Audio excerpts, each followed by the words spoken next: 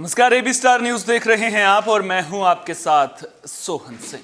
वक्त हो चला है देश लाइव का, जिसमें सबसे पहले बात करेंगे देश में बढ़ रहे कोरोना के मामलों की। दरअसल कोरोना का ग्राफ तेजी से बढ़ रहा है और अंदाजा आप इसी बात से लगा सकते हैं कि एक दिन में कोरोना के मामलों में 56% की बढ़ोतरी देखी गई है।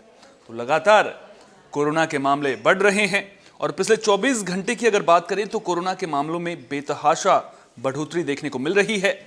स्वास्थ्य मंत्रालय ने जो रिपोर्ट ताजा जारी की है उसके मुताबिक पिछले 24 घंटे में कोरोना मरीजों की संख्या में 56% की बढ़ोतरी हुई और इसके साथ ही कोरोना मरीजों की संख्या पिछले 24 घंटे में 58,097 दर्ज की गई है। यानी कि पिछले एक दिन में कोरोना के 58,097 मरीज सामने आए हैं। इस दौरान 534 कोरोना मरीजों की मौत भी हुई है। वहीं 15,389 लोग स्वस्थ होकर घर लौटे हैं। अगर रोजाना संक्रमण दर की बात करें तो 4.18% यह हो गई है। एक्टिव मामलों ने अब और भी ज्यादा चिंता बढ़ा दी है। जो एक्टिव मामले एक वक्त में 90,000 से कम हो चुके थे, वो अब एक बार फिर से 2 लाख को पार कर चुके हैं और देश में अब एक्टिव केसेस की संख्या बढ़कर 2,14,000 से ज्यादा हो गई है। वहीं राहत भरी खबर यह है कि लगातार वैक्सीनेशन का काम चल रहा है। वैक्सीनेशन का आंकड़ा 147 करोड़ से ज्यादा पहुंच गया है। स्वास्थ्य मंत्रालय के मुताबिक महाराष्ट्र, दिल्ली, पश्चिम बंगाल, कर्नाटक, तमिलनाडु, गुजरात, राजस्थान, आंध्र प्रदेश, बिहार, इन राज्यों में कोरोना के मामलों में तेजी से बढ़ोतरी देखने को मिल रही है और यही वजह रही है कि कोरोना का आंकड़ा 58,000 के पार कर गया है। अगर राज्यों के ताजा आंकड़ों की बात करें तो महाराष्ट्र से 18,466 नए मामले सामने आए हैं, दिल्ली से 5,481 मामले सामने आए हैं, बंगाल से भी 9,073 मामले सामने आए हैं। इसके अलावा कर्नाटक से 2,479, केरल से 3,640 और तमिलनाडु से 2,731 मामले सामने आए हैं। तो कुल मिलाकर देखा जाए तो कोरोना के मामले सरदर्दी बढ़ा रहे हैं। वहीं दूसरी ओर कोरोना का नया वेरिएंट ओमिक्रॉन भी तेजी से पैर पसार रहा है। देश में ओमिक्रॉन के कुल मामले 2,135 पहुंच चुके हैं। 653 मामलों के साथ महाराष्ट्र पहले नंबर पर है, तो वहीं 464 मरीजों के साथ दिल्ली दूसरे नंबर पर है। ओमिक्रॉन के 2,135 मरीजों में से 828 मरीज ठीक भी हो चुके हैं। तो अच्छी खबर ये निकलकर सामने आ रही है कि ओमिक्रॉन के मामले अगर बढ़ रहे हैं तो जो रिकवरी रेट है वो भी तेजी से बढ़ रहा है। 2,135 जो कुल मामले सामने आए हैं उनमें से 828 मरीज ठीक भी हो चुके हैं।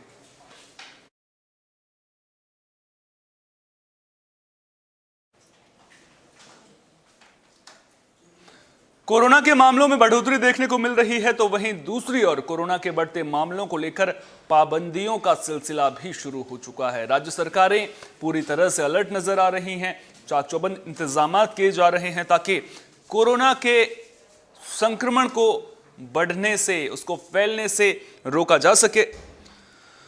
तो देश भर में कोरोना के मामलों में तेजी से इजाफा हो रहा है, जिसको लेकर राज्य सरकारें पूरी तरह से गंभीर नजर आ रही हैं। पाबंदियों का वो दौर दोबारा लौटने लगा है। राजधानी दिल्ली के बाद यूपी, बिहार में भी कई कड़े प्रतिबंध लागू कर दिए गए हैं। पश्चिम बंगाल ने दिल्ली और मुंबई से आने वाले फ्लाइटों की सीमा दोबारा तय कर दी है। मुंबई के मेयर भी साफ कर चुके हैं कि शहर में रोजाना मामलों की संख्या 20,000 से ज्यादा हुई तो लॉकडाउन लगा दिया जाएगा। कई राज्यों ने पहले ही नाइट कर्फ्यू लगा दिया गया है।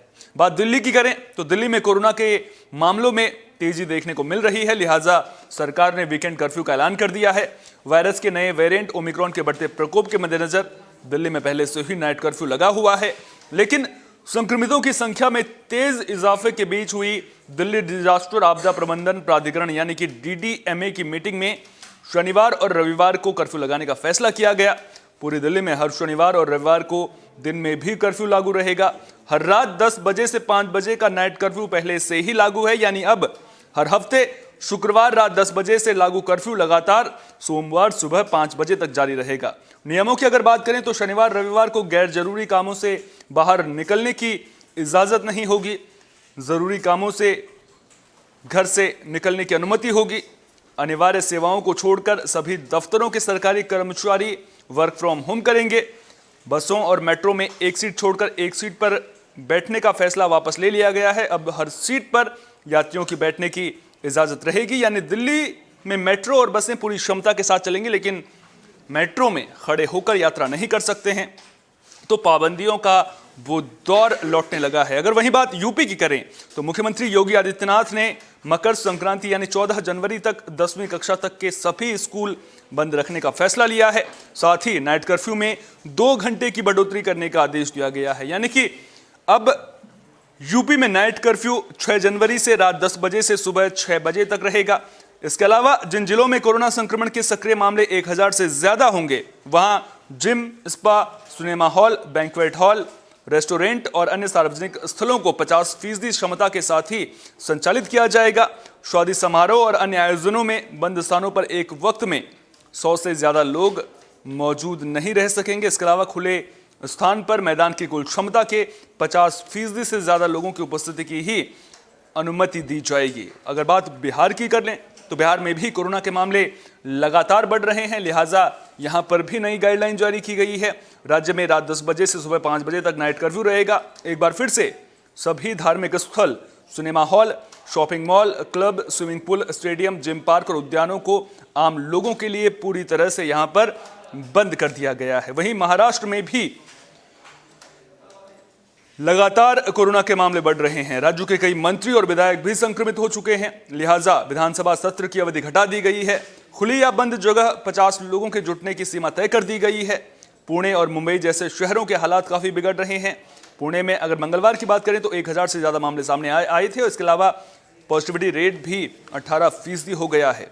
तो कुल मिलाकर पाबंदियों का वो दौर लौटने लगा है। सरकारें पूरी तरह से अलर्ट नजर आ रही हैं, लिहाजा सावधानी बरतनी बेहद जरूरी है। हम भी लगातार अपने दर्शकों से ये अपील करते रहे हैं और आगे भी करते रहेंगे कि सावधानी बरतिए। जो सरकार ने कोरोना गाइडलाइंस जारी की हैं उनका पालन कीजिए। 2 गज की दूरी और मास्क बेहद जरूरी है। सोशल डिस्टेंसिंग के फॉर्मूले को अपने जीवन में अख्तियार कीजिए।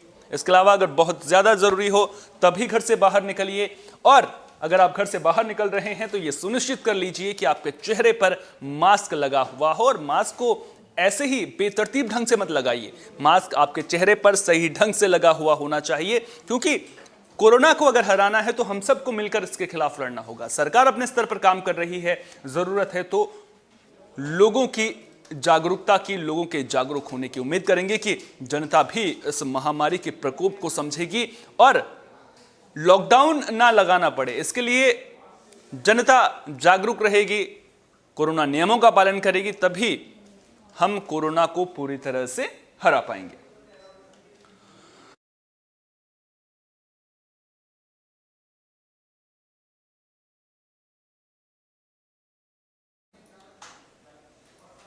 बुलेटिन में अब बात मौसम की भी कर लेते हैं। दरअसल दिल्ली एनसीआर में आज सुबह बारिश देखने को मिली, जिसके बाद मौसम ने करवट बदली है, ठंडक बढ़ गई है। इसके अलावा आपको बता दें कि मौसम विभाग ने पहले से ही इसका अनुमान जताया था।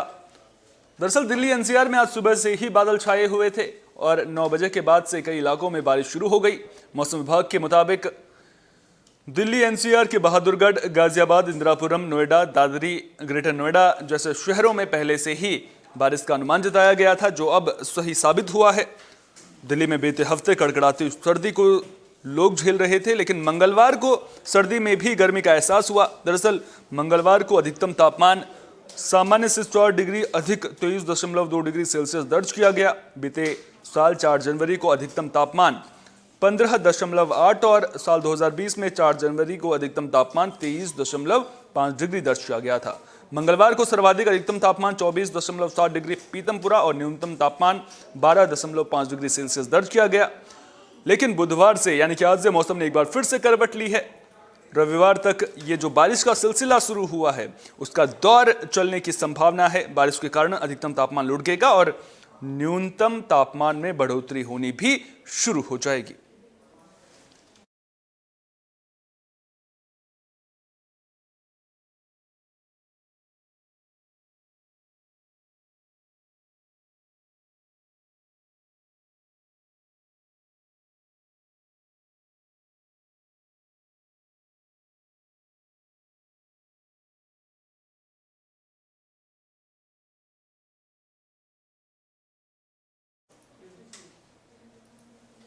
वहीं जम्मू कश्मीर में सुरक्षा बलों को बड़ी कामयाबी मिली है। आपको बता दें कि पुलवामा में सुरक्षा बलों ने 3 आतंकियों को ढेर कर दिया है। जैश ए मोहम्मद के जो आतंकी संगठन है उसके ये तीनों आतंकी बताए जा रहे हैं। इनमें एक पाकिस्तानी आतंकी भी शामिल है। तो बड़ी खबर लगातार हम आपको बता रहे हैं, जम्मू कश्मीर में सुरक्षा बलों का मिशन ऑल आउट लगातार जारी है और इसी कड़ी में लगातार जो आतंकी हैं उनका खात्मा किया जा रहा है। पुलवामा में 3 आतंकियों को ढेर किया गया है। और अगर बात जम्मू कश्मीर की करें तो जम्मू कश्मीर में पिछले 1 महीने में 12 आतंकियों को ढेर किया जा चुका है और लगातार सरकार अपने स्तर पर जम्मू कश्मीर में काम कर रही है। लगातार आतंकियों के खात्मे को लेकर के हमारे सुरक्षा बल वहां पर तैनात हैं और कुल मिलाकर देखा जाए तो जम्मू कश्मीर में किस तरह से अमन और शांति स्थापित करनी है, इसको लेकर के लगातार काम किया जा रहा है।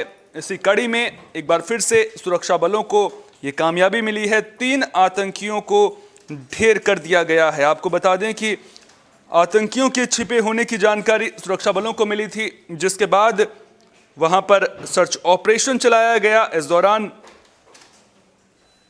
मुठभेड़ में 3 आतंकियों को ढेर कर दिया गया है। तो बड़ी खबर हम आपको लगातार बता रहे हैं, जम्मू कश्मीर से यह खबर सामने आई है। पुलवामा के चांगाम इलाके में सुरक्षा बलों ने मुठभेड़ के दौरान एक पाकिस्तानी समेत जैश के 3 आतंकियों को मार गिराया है। उनके पास से हथियार और विस्फोटक बरामद किया गया है। कश्मीर के आईजी विजय कुमार ने बताया कि पुलवामा के चांदगाम में मुठभेड़ के दौरान जैश के 3 आतंकियों को ढेर कर दिया गया। इनमें से एक पाकिस्तान का नागरिक था। इनके पास से 2 M4 कार्बाइन्स, एक AK-47 राइफल और अन्य विस्फोटक भी बरामद किए गए हैं। इससे पहले कश्मीर जोन पुलिस ने इस बारे में जानकारी देते हुए कहा कि सुरक्षा बलों ने चांदगाम गांव में घेराबंदी कर तलाशी अभियान शुरू किया। आतंकियों को सरेंडर करने के लिए कहा गया था, लेकिन उनके नहीं मानने पर मुठभेड़ शुरू हुई। जम्मू कश्मीर में आतंकवाद को खत्म करने के लिए सुरक्षा बलों द्वारा शुरू किए गए इस ऑपरेशन में कल ही एक बड़ी कामयाबी अपने नाम की गई थी। दरअसल सुरक्षा बलों ने कल श्रीनगर में 2 अलग अलग मुठभेड़ में 3 आतंकियों को मार गिराया था। तो लगातार हमारे सुरक्षा बल सीमाओं की सुरक्षा में जुटे हुए हैं और जो आतंकी भारत की धरती पर नापाक मंसूबे लेकर आते हैं उनको ढेर करने को लेकर भी लगातार काम चल रहा है।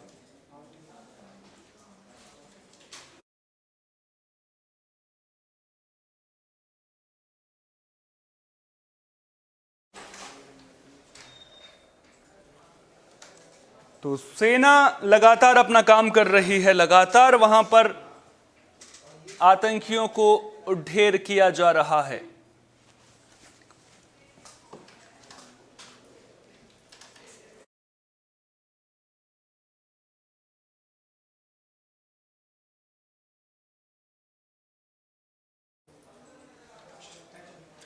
बुलेटिन के आखिर में बात बिहार की भी कर लेते हैं। दरअसल बिहार को पर्यटन के लिए जाना जाता है और अब इसकी झलक दिल्ली मेट्रो में भी देखने को मिलेगी। बिहार में पर्यटन को किस तरह से बढ़ाना है, इसको लेकर के लगातार बिहार में विभाग काम कर रहा है। लगातार इसको लेकर के ये कोशिश की जा रही है कि पर्यटक ज्यादा से ज्यादा बिहार आए। लिहाजा अब इसी कड़ी में एक अच्छी खबर यह सामने आ रही है कि पर्यटन के क्षेत्र में पर्यटकों को लुभाने के लिए अब बिहार के जो पर्यटक स्थल हैं उनकी छाप हमें दिल्ली मेट्रो में भी देखने को मिलेगी और इसके जरिए ये कोशिश रहेगी कि ज्यादा से ज्यादा पर्यटक बिहार पहुंचे और बिहार में पर्यटन को बढ़ावा मिल सके।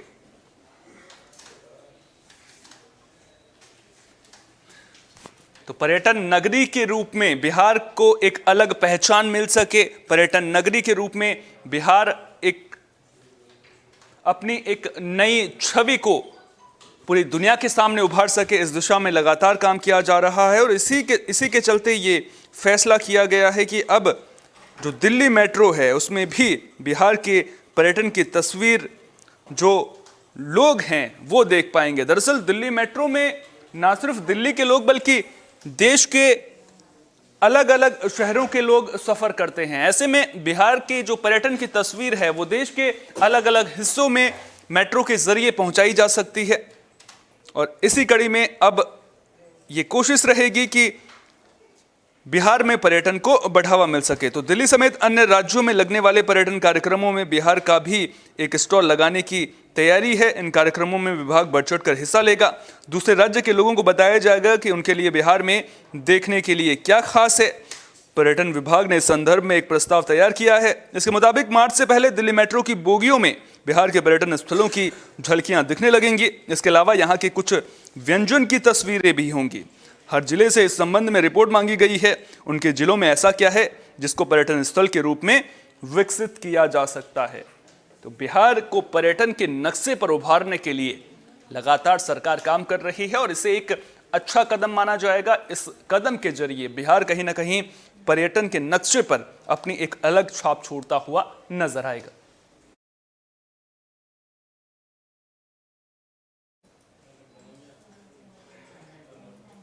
देश लाइव में फिलहाल के लिए इतना ही। देश दुनिया की तमाम अहम खबरों के लिए आप बने रहिए AB स्टार न्यूज के साथ, क्योंकि यहां पर खबरों का सिलसिला कभी नहीं थमता।